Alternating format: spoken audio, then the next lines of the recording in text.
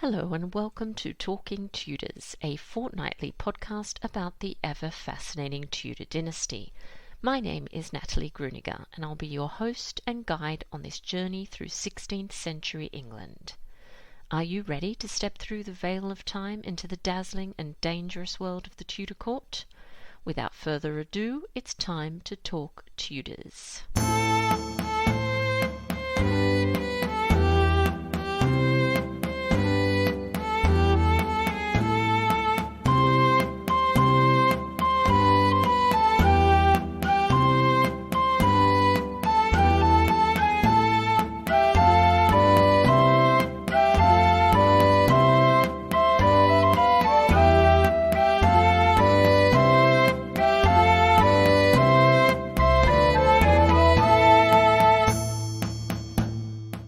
Hello everyone, welcome back to Talking Tudors, episode 160. I'm your host, Natalie Grueninger, and I'm so glad that you could join me. As always, I'd like to start by acknowledging and thanking the wonderful listeners who support this podcast via Podbean Patron, and extend a heartfelt thank you to everyone who's taken the time to rate and review the show. This really does make a difference. If you love Talking Tudors and you never miss an episode, perhaps you'd consider becoming a patron. Just click on the Be My Patron on Podbean badge on the homepage of my website, www.onthetudortrail.com, or click on the Be a Patron button on the Podbean app. Join the Talking Tudors patron family, and in addition to receiving lots of Tudor-themed goodies, you'll be automatically entered into our patron-only monthly giveaways. June's prize is a book bundle containing the 3 novels in Tony Rich's Elizabethan series. A huge thank you to the author for sponsoring this wonderful prize. All patrons are also eligible to attend monthly Talking Tudors live talks which take place on Zoom.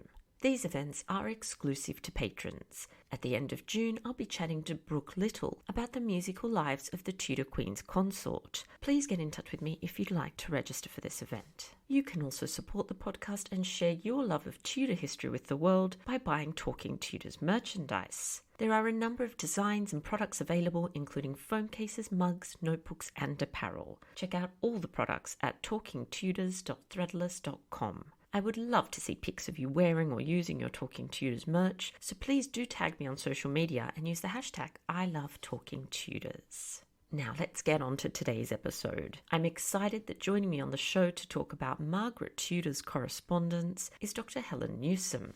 Dr Newsome is an historical linguist who completed a PhD on the correspondence and diplomatic practices of Margaret Tudor, Queen of Scots, at the University of Sheffield in 2019. She's currently working on a scholarly edition of Margaret's correspondence to be published in the Royal Historical Society's Camden First Series, and is a postdoctoral research associate in foreign linguistics at Aston University. Our conversation's coming up straight after this short musical break, courtesy of guitarist Jon Sayles.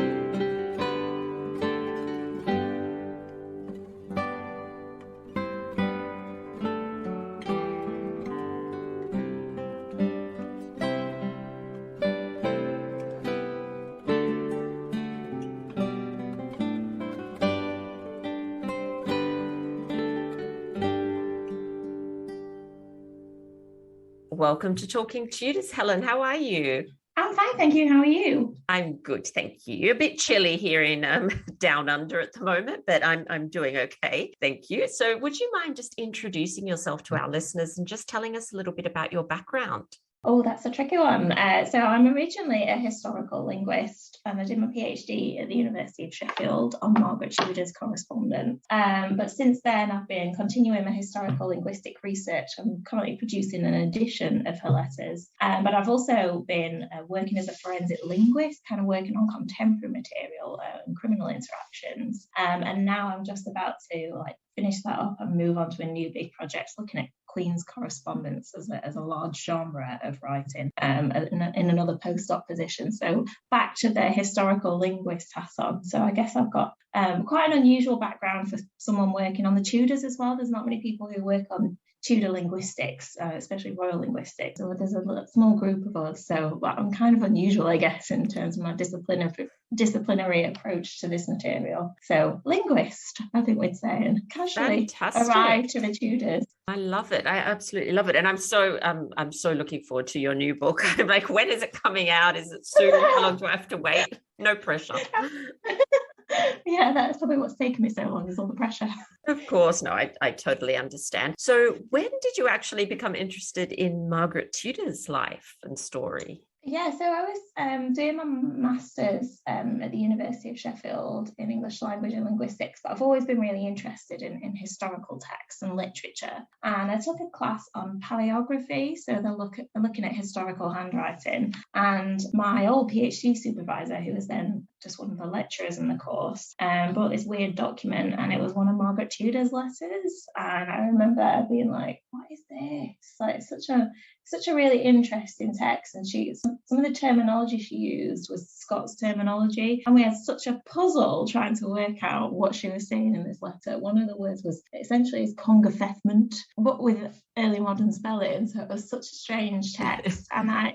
And then from there, I was really interested in doing more manuscript work, and he suggested doing an MA thesis on her and her sister, Mary Tudor Brandon. So that's kind of how it started. I just kind of realised that she was such an untapped and interesting character, and her correspondence, there'd never been a comprehensive analysis and kind of exploration of her letters. So that's how I was finally introduced to her. And she's such a fascinating character, and part of such an incredibly iconic dynasty. I mean, the sister of Henry VIII, grandmother of Mary, Queen of Scots, but she's just so kind of little known, really, in reflection. So that's kind of what really drew it to me, and I kind of uncovering this fantastic and really fascinating and headstrong woman through the correspondence. So yeah, it was just by chance, really, a paleography lesson, and here we are 8 years later, 9 years.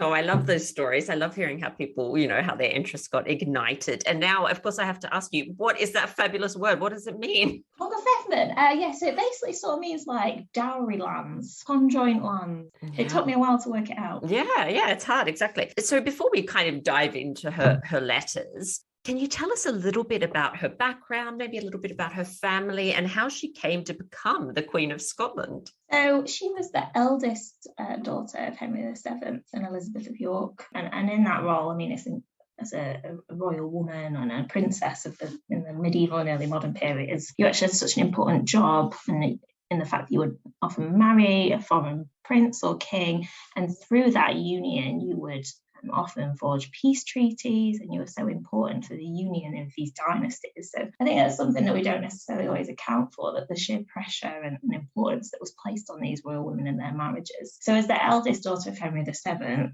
who was quite ambitious diplomatically and worked really hard to establish a very strong kingdom, Margaret had like a really important job to play, and she would have known that from being such a young age. And I think it was in the late 1490s, 1497 or something like that, that there started to be negotiations between Henry VII and James IV of Scotland about there being a royal marriage between Margaret and James IV. And historically, for hundreds of years, there have been such kind of strife and warfare between England and Scotland. I mean, horrendous. There'd be so many killings and so many invasions. And the idea and the design of this marriage was to try and secure peace between England and Scotland. So Margaret went to marry James IV in August 1503, and so she was just 13 years old, really young I mean, not young in medieval early modern queen standards, but can you imagine a 13 or 14-year-old having such pressure on their shoulders?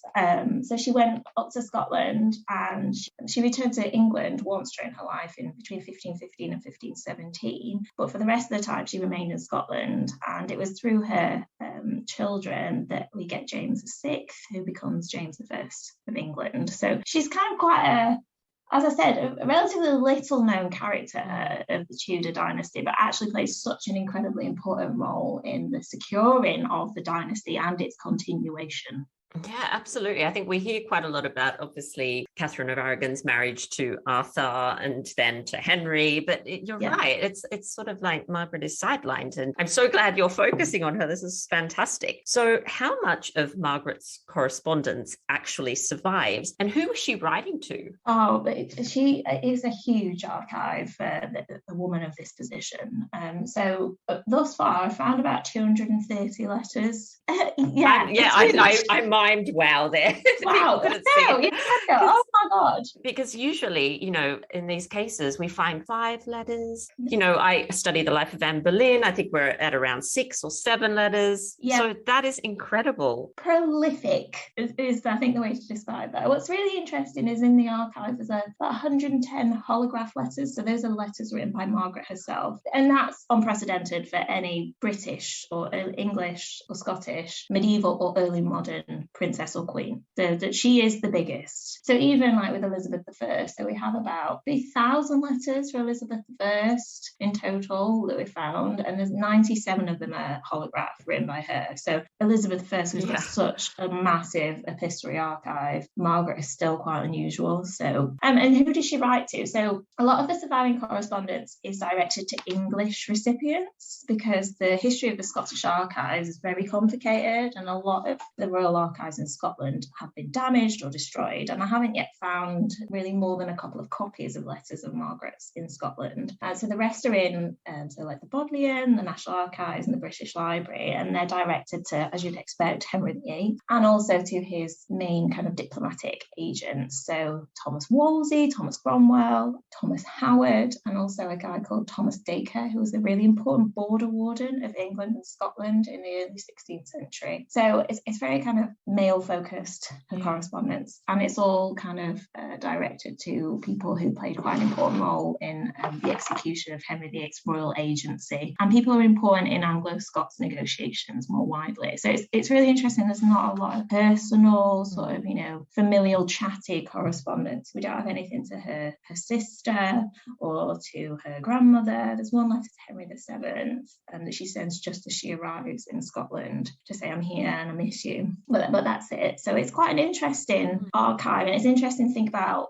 how large it would have been if all of the texts had survived. And it's interesting because you only get kind of one sort of you get the dry snapshot of Margaret, the very practical, politically and diplomatically involved kind of side of her, but you don't really get an insight into kind of her personal life or her marriages or relationships with her family and her children. Unfortunately, that doesn't survive, or I've not found it yet. So, but yeah, she's such an incredibly prolific writer.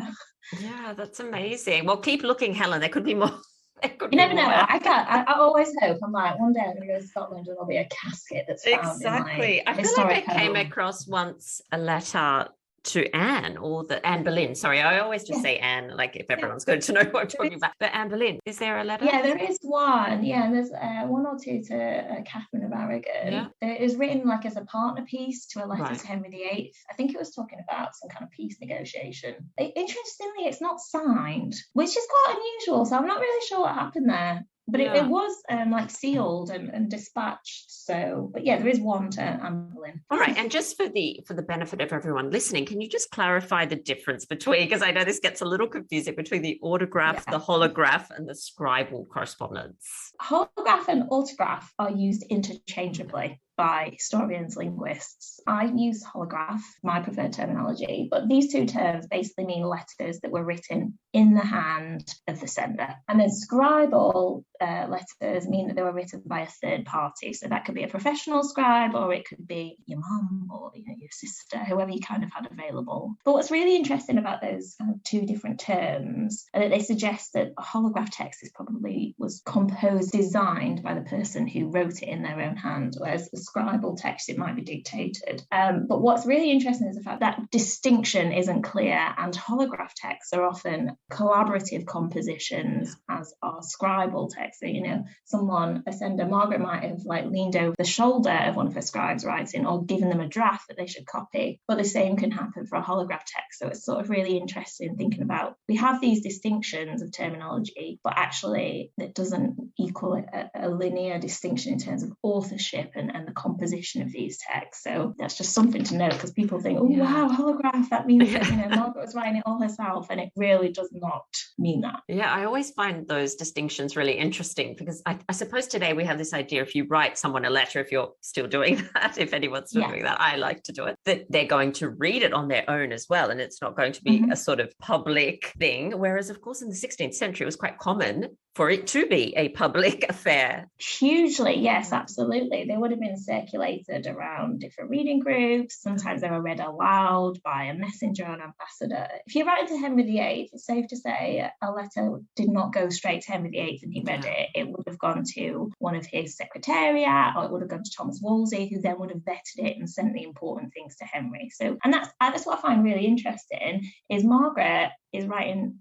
very often to her brother, Henry VIII. They're sharing the same DNA. This is one of her closest relatives, and he would not have immediately opened her correspondence. It was far more public in that sense, and because it was dealing with very important matters, her correspondence was received by his agents and was processed alongside all of the other generic correspondence coming from Europe. So, even though they have this, in theory, close blood link, that doesn't mean that they shared a close relationship, or it was privileged through correspondence. Yeah, that's so interesting. I think it's something so important to keep in mind when we're trying to analyze letters and work out what, is the tone of the letter. What are they trying to say? To keep in mind that they're probably expecting a group of people to be listening to this. Yeah, absolutely. So what do Margaret's surviving letters tell us about her relationship with some of these people? So, as I said, much of Margaret's correspondence is dedicated to Henry VIII, his advisors, Thomas Wolsey, Thomas Cromwell, and some of his chief political agents. So Thomas Dacre, who's a border warden, Thomas Howard, Earl of Surrey, later Duke of Norfolk, who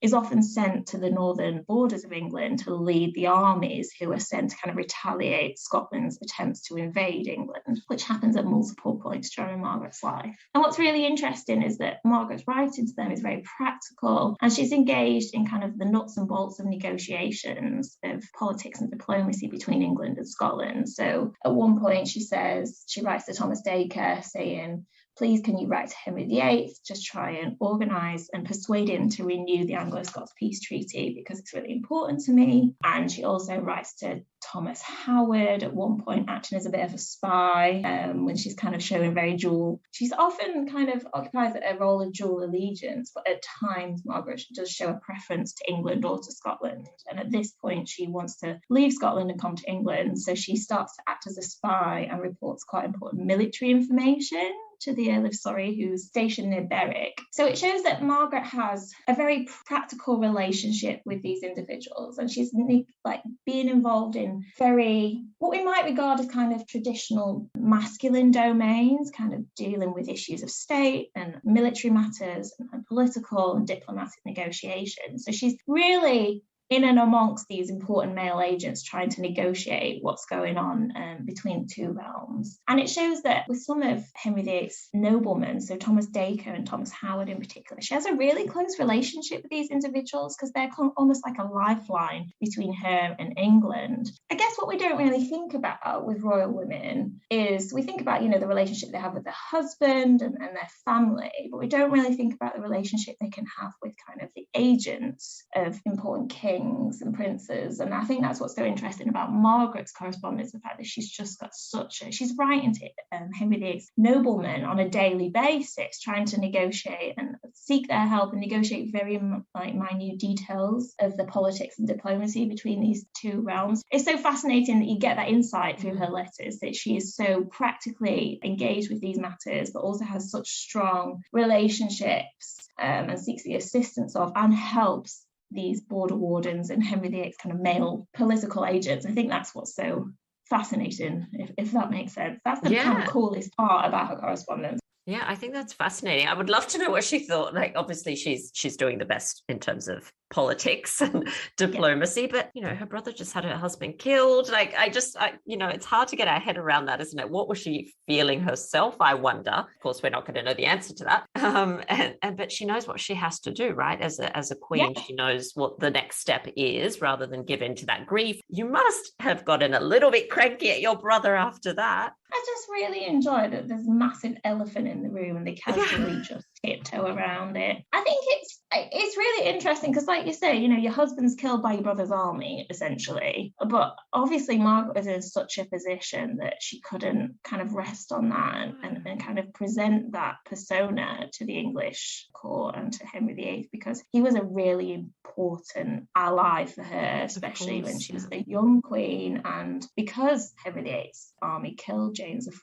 the Scottish lords really distrusted Margaret, so she was in a really difficult position during her time in Scotland. The noblemen and all of the Scottish people who were occupying her dower lands often didn't pay rent, so she was financially in very difficult situations. So she kind of really she was forced to rely on Henry VIII and his assistance at different times. So I guess it's, like you say, need over necessity over kind of everything else. I need your help. So it really does kind of highlight how different familial relationships can be in these kinds of situations in the past. Absolutely. That's what I was just thinking myself. So if we talk a little bit more about Margaret's actual letters, how did the recipient's social status actually affect the way in which Margaret formatted and structured her writing? Presumably she's been tutored from, very young in order to know how to write these things. So could you just dive into that a little bit more? I'm pleased that you asked that question, because I don't think people don't often kind of think about the implications that social status can have on the composition of these kinds of letters. So it affects it in multiple ways. So linguistically and materially, so what the language of the letter is and what it looks like, how it's presented. So Margaret generally uses more deferential terminology when she's addressing, so like Henry VIII versus Thomas Dacre, for example. So with Henry VIII, you get really quite formal openings. So with scribal texts, you can get openings that say things like, right, excellent, right high and mighty prince, our dearest brother. So it's incredibly formal and deferential. Whereas if she's writing to Thomas Dacre, for example, it will just say, my Lord Dacre. Linguistically, their differences in status are reflected very clearly. And if she asks for something, she'll use different kinds of verbs. So when writing to Henry VIII, she'll generally use beseech. When writing to people of a lower social status, she'll use pray. And how she signs off the letters will be different. She'll be far more overtly deferential when writing to Henry versus Thomas Dacre. If it's Thomas Dacre, she'll just say, your friend Margaret. Whereas if it's Henry, it's your humble and loving sister. Differences in social status are very much reflected in the material format of text of this period. So, for example, paper was such an expensive and highly valued commodity. So by writing to someone of a superior social status and using lots of blank space on a page was a really overt way of showing that you respected them. So with Margaret, you find that she'll use large pieces of paper with Henry VIII, and she'll often use blank space. And sometimes she'll write landscape on a large page. So it's about A3 in size, and she'll use maybe a quarter of the page or half the page in writing. And then sometimes she'll leave some space beneath it, put her signature maybe halfway down the text, to the kind of blank space to show respect to Henry VIII. Whereas if she was writing to his Thomas Dacre, for example, she would write portrait on a page and she would maybe fold it in half to make it a booklet. So it's the same size page ultimately, but there's less kind of overt space being left to show respect. So yeah, kind of really fascinating. Linguistically and materially, these differences in social status of her recipients are reflected. But also in situations in which she's writing quickly or necessity of writing, sometimes she'll flout these regulations and just send Henry VIII like a square of paper because she's in a rush. So they're the general rules, but it depends in circumstances. Yeah, and I think that just highlights how important it is wherever possible to see the original, doesn't it? Because then you get that sense of, are they in a rush? No, that's true. And that's one thing. When I first went to the archives, I was in the National Archives and I opened a volume and I was just struck by how big and imposing the paper was, of one of her letters to Henry VIII. And this is one of the letters where she's trying to organise a diplomatic meeting between James V, her son, and Henry VIII in the 1530s. And you got to really think that a messenger would have arrived at the English court and then would have physically opened this letter, and it would have been ginormous. And it's sending a real message, this is important and I'm doing something formal in my letter writing here. So yeah, and you will never get that kind of impression by looking at a digital copy or a microfilm. So if you have the opportunity to go to the archive, I find it so educational to think about these texts in so many different ways that you can't appreciate online. Yeah, absolutely. And even just the folds, I think, when you get to see the creases and you think, wow, this was actually opened up, or I don't know, it's just amazing, isn't it? Absolutely. It's my favourite part of the analysis, actually. It's so fascinating. The different kinds of seals that they use is also significant. If you use a big seal, you're doing something important and formal, but little seal means it's a bit more personal. Right. It's so interesting. Yeah. And in your thesis, you address the following questions. And by the way, your thesis is available online, which is the best news to anyone listening. So, and you address the questions. How did Margaret Tudor perform the role of diplomatic mediator through her correspondence? And you've touched on this obviously a little bit, and why. So can you just maybe tell us a little bit more about your findings in this area? It's something that hasn't really been considered with Margaret's letter writing before. And so when I first started the project, I wasn't sure quite what I was going to focus on with my PhD. And I was really taken by how much Margaret referred to herself as mediating. She's just obsessed with it in all of her letter writing. And I thought, well, why is that? And that became the real focus of my analysis. So basically, what I've been interested in is how Margaret mediates between England and Scotland, and why. Why is she so interested? Why is it such a kind of prolific element of her correspondence? And kind of the conclusion that I came to is the fact that after James IV died, Margaret can no longer perform the role of royal mother and providing with more children. So she had to kind of find a different sort of queenly role that she could perform. And one of the roles that medieval and early modern queens performed, symbolically and practically, was that of mediator between their subjects and the king, but also across international boundaries. And through her bloodlines with the English court, Margaret is a natural born mediator. And that's a role that she really tried to perform practically through her correspondence after the death of James IV. And I think she does this for kind of multiple reasons. She does it, number one, because it gives her more leverage in these situations, and she can kind of highlight her importance and value. And if you can perform the role of diplomatic mediator on behalf of the Scottish court and the new regent, the Duke of Albany, you're more likely to receive their goodwill and maybe financial favours and kind of secure her position a bit more. And the same with Henry VIII. She'd write quite often, but it was also a way of kind of ensuring that Henry VIII didn't forget her and that she was a useful kind of tool for him. And because of that, was more willing to support her financially. So that's one of the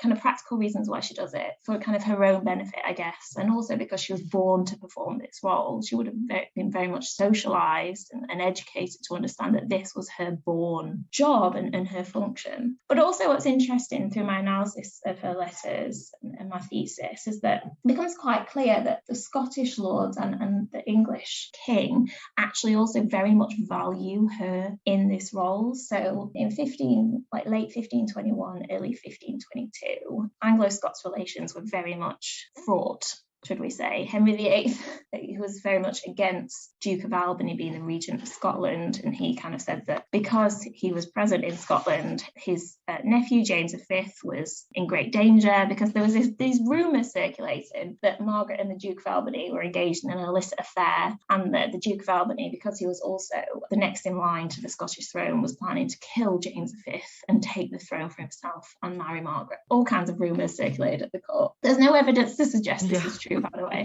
But what's interesting is at this period, because of this strange relationship between England and Scotland, the Scottish side call upon Margaret to write to Henry VIII to organise a renewal of Anglo-Scots peace. And they see her as being like an integral aspect of these negotiations and maintaining this relationship. So it's interesting how at different points in Margaret's life, she's actively kind of encouraged by the different sides to perform the role of mediator because she's so important. And I think that's what's so interesting, is not only Margaret performing this because she's born to, and because it also brings her some kind of financial and political gains, but also it highlights that from her wider perspective and her male peers in this period, and really important agents in early modern Europe, she is valued in this role, and she is kind of an inherent mechanism in politics and diplomacy of this time, and she is actively encouraged to perform this role. And I think that's what's so interesting. It really reassesses Margaret as a political agent in this period, because she's previously, in studies that have looked at her just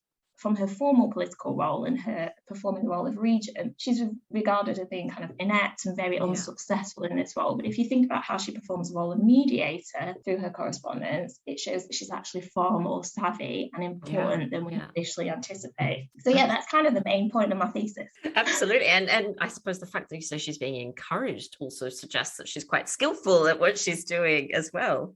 I think she is. She knows who she's writing to and how to write to them. I would note she hasn't had the formal education that someone like Elizabeth I has had. She hasn't had, from what I can kind of gather, the same kind of rhetorical training as Elizabeth I and potentially Henry VIII. But she's definitely had a very practical education in the function of letter writing and her political role and how to negotiate with legal matters. She's a very practically intelligent woman. And that's what's so fascinating about her.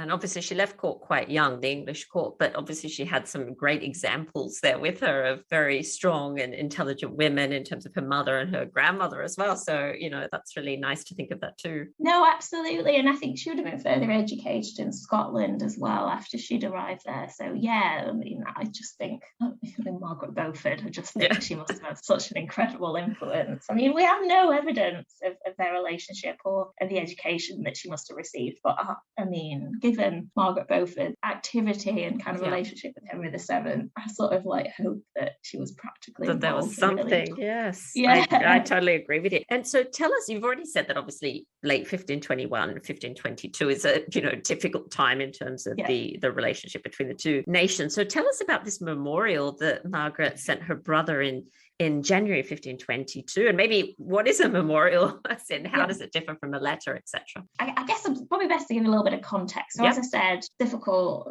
very tumultuous relationship between England and Scotland at this time. So when Margaret, she decides to write to the English court in collaboration with the Scottish court to ask for a renewal of peace, which was due to expire in, I think it was February or March the next year.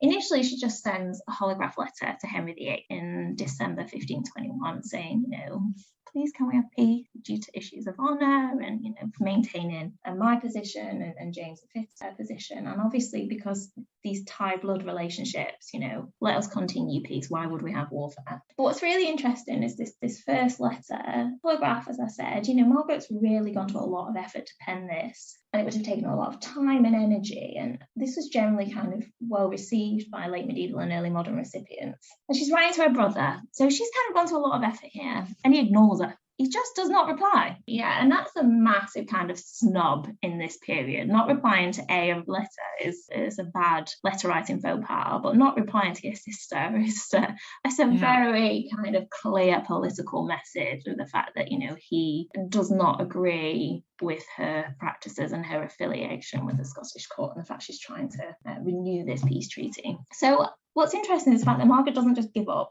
She doesn't just send another letter. She kind of changed tack and she sends one of her personal messengers with a memorial and some letters of credence. So a memorial is basically, it's an unusual genre. It's basically a form of diplomatic instructions. And we don't know that much about them actually. And I've kind of done a little bit of analysis on Margaret's memorials. But what they seem to be is almost like they're unsealed and they don't look like a letter. They don't have the formal opening begins an address, it says, here are some points I would like you to discuss with the monarch. And it's generally addressed to the messenger or the ambassador who's taken this text to the foreign host. And basically it forms like a list of points that a proxy or a messenger should discuss with a foreign host. They don't seem to be read like verbatim, but it's kind of like a memo, please, discuss these things with my brother. That's Margaret doing that. But they were also used as like a reference by the host, so they would keep them and they could refer back to the points. But what's really interesting is the fact that Margaret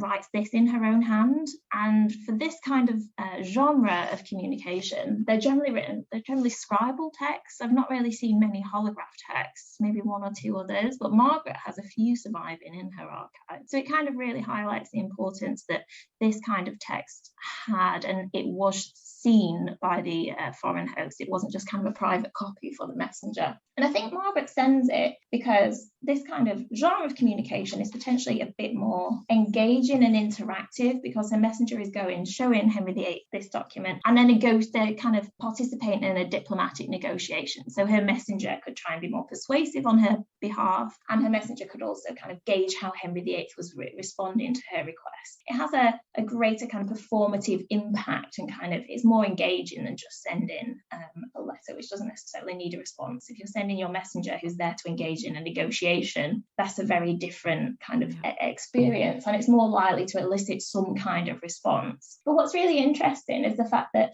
this is a formal diplomatic genre of writing, and it's used in kind of formal summits, and it's used by leaders where they send formal ambassadorial parties. So it's a very formal genre of communication. But the fact that Margaret's choosing to send this shows that she's very kind of diplomatically aware of the different kind of genres and conventions of different kinds of texts that you use in these negotiations. And she's showing that by changing the genre of writing that she's using, she kind of is very aware of their different performative functions and their impact. And she's showing that she's very diplomatically savvy and resilient, and quite tenacious in the fact that she decided to change her tack, but also keep pursuing her requests. So they're a really fascinating and kind of unusual genre of communication. But the fact that Margaret is writing in them shows that she's very, as I said, she must be very educated in what you do in these kinds of situations, and very incredibly savvy.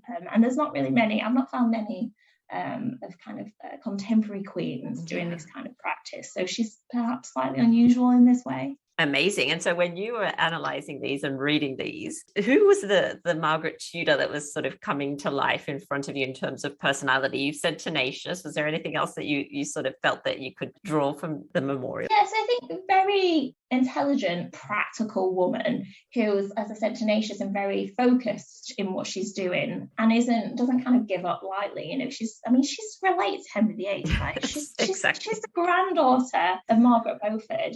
She's got some character, and I think that's what really came across, is the fact that she's so persistent, but also the memorial, I think, really offered me a new understanding of Margaret, and the fact that she's so aware of the different functions of correspondence. She's very kind of skillful and diplomatically aware, and I didn't kind of appreciate that beforehand, and I don't think many other people have, because normally Margaret's just moaning in her letters, or kind of continuously writing to Henry being like, please can I have some cash, or please can we, make sure Anglo-Scots relations continue. And it just really highlights that she isn't just moaning, she's very practical in how she's, and skillful in how she's trying to carry out these negotiations. So that's what I really kind of had newfound respect for her. I thought, you know what you're doing, girl. She's very exacting in what she does. Absolutely. It sounds exactly as you say, very calculated, and that she's someone extremely observant and a fast learner. I don't know that that's the sort of sense that I'm getting from it. And I'm so glad that you're doing this work.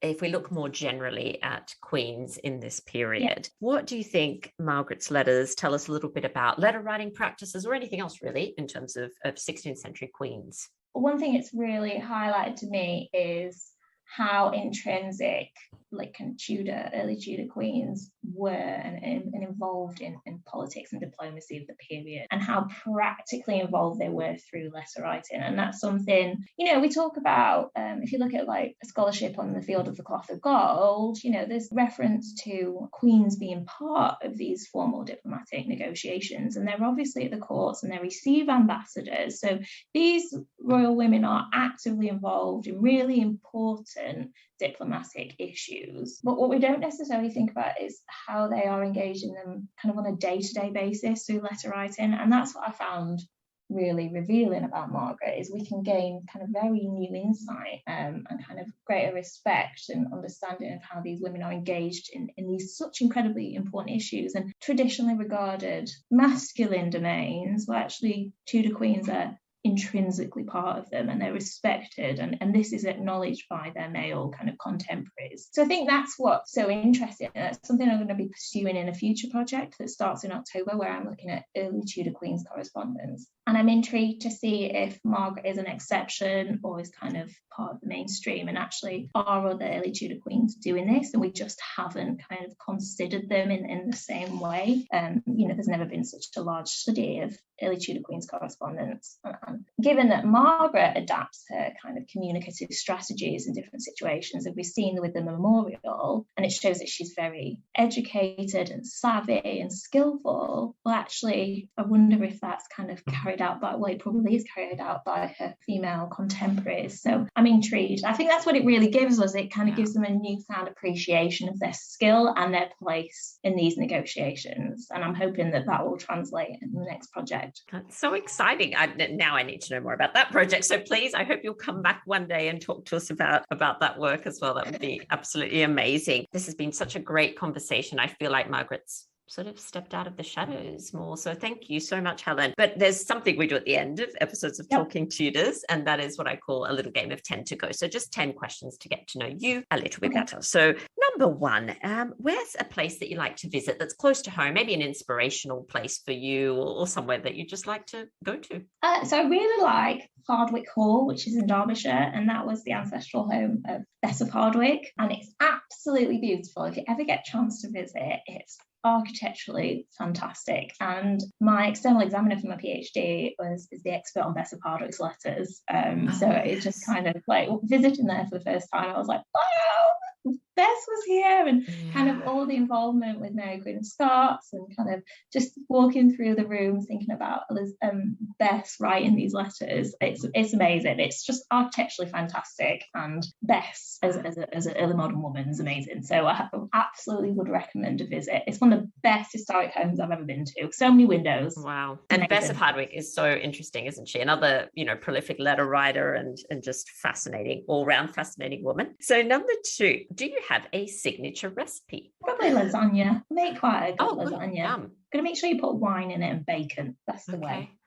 Yeah, my mother-in-law makes an incredible one, so I sort of gave up even attempting to make a lasagna because hers was so good. But I feel like I need to give it a go. Yeah, make sure you make a proper bechamel sauce as well. Okay. So cooking your the onion, the celery, the carrot, the bay leaves, and the peppercorns in the milk before you make the sauce. That's a game changer. People just make a white sauce and it's rubbish. Yes. All right. Bechamel. All right. Bechamel, I like it. Okay, bechamel is the way. Thank you so much. And what was the last film or maybe series on TV that you watched? So I'm just currently finishing off Grace and Frankie. It's one of my favourite TV series, and it's the final few episodes. So yeah, I think it's been going for like 7 seasons now. I really enjoy kind of strong female-centred American comedy. That's my genre, I think.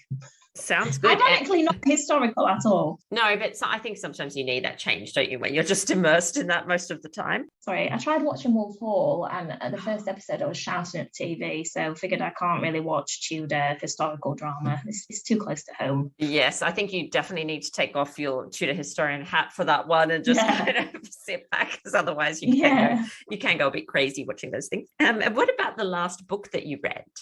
I'm about to read, here we go. It's by Bella Mackie, and it's How to Kill Your Family. So it sounds very dark. It does. It's kind of sort of thriller, crime kind of psychological thriller. So I'm excited about that. Yeah, that and sounds clearly good. that's a little bit more clearly easier to remember than the other book I just read. It was a bit trash. Right. I'm notoriously bad at remembering titles and authors, so I'm with you, don't worry. An ideal Saturday night for you, what does that consist of? Very boring on Saturday nights. Friday nights are more likely to go out for dinner or a glass of wine or something. Oh yeah, so Friday nights, maybe go out for some dinner or get a takeaway, a glass of wine, just really chill out. Saturday nights are more likely to be on pajamas at 8 p.m. because I do not party hard. I'm old and boring. Watching some kind of sci-fi on Netflix, I like that's it. my way.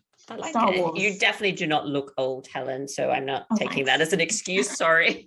What about a favorite color? Favorite color? Probably navy blue. I like it. Nice and classic, very classy. And what about when you were a child? What did you want to be when you were older? Oh, I think I was never really very sure, but I think at one point I wanted to be a vet. Which, I mean, that's kind of turned out a little bit different. Slightly different. Not that much. That's okay. I should be a vet.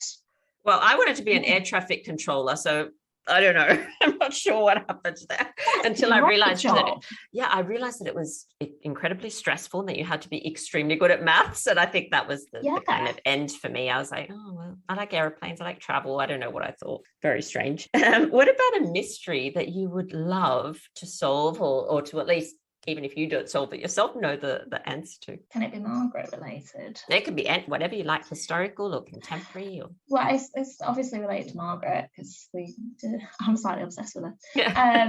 So Margaret is really interesting linguistically because she acquires features of Scots in her writing. And I would like to know, how much she acquired, because elements of the Scots in some of her letters are suggested that she's copied a scribal draft and she's kind of transmitting their Scots features into her own writing. But the rest of her correspondence does suggest that she's acquired some kinds of terminology and syntactic structures and some of the pronunciation. So I'd really like to know what she sounded like and actually what her language, linguistically, what she was like as a human in real life. I would love to kind of, you just be able to have a conversation with her and be like, what do you sound like? Yeah, this is very nerdy. Yeah.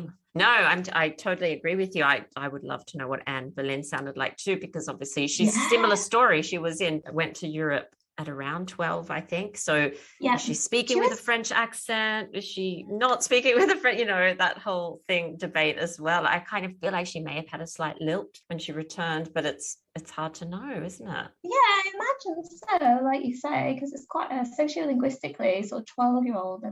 You pick it up, don't you? Yeah. If you went today, if you moved today and you're only about 12, I feel like at that age, you're very impressionable. So you'd think that she would have acquired at least something. I think it's interesting. I didn't think about that. Yeah, great mystery. I love it. Thank you. Yeah. And lucky last question. What is something that you're looking forward to this year? Okay, getting into the archives. Start my new project. Yeah, and also going on holiday abroad again.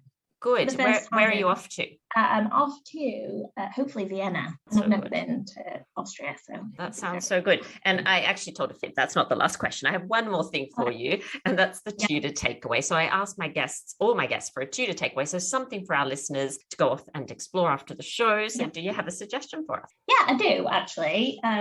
It's kind of in line with what you'd expect with me. So Andrea Clark, who's a curator at the British Library, some time ago published a book called Tudor Monarchs: Lives in Letters, and it's full of letters related to the Tudor monarchs, and it charts really important historical events. So, Henry VIII deciding that he's no longer going to be a Catholic. So really important things like this and kind of royal marriage treaties and his relationships with Anne Boleyn, etc., are all mapped in correspondence of the period. There's stuff from Margaret Beaufort, stuff from Margaret, and it's just such a fascinating and very accessible and engaging volume full of pictures, and it just gives you a real insight into Tudor textual practices and kind of new aspects of really iconic events, but from kind of their textual kind of basis. So it's great, really cool book. I love it, and it's great for teaching and just for a general little flick through. So absolutely. That sounds great. I always get scared, when people tell me new books, because I'm like, I just said I would not buy any more books this week. And now I'm thinking, well, look, I've got to have that one because I love letters, and I buy all those collected works of, the correspondence of different letters. So I'll be definitely getting your book, of course.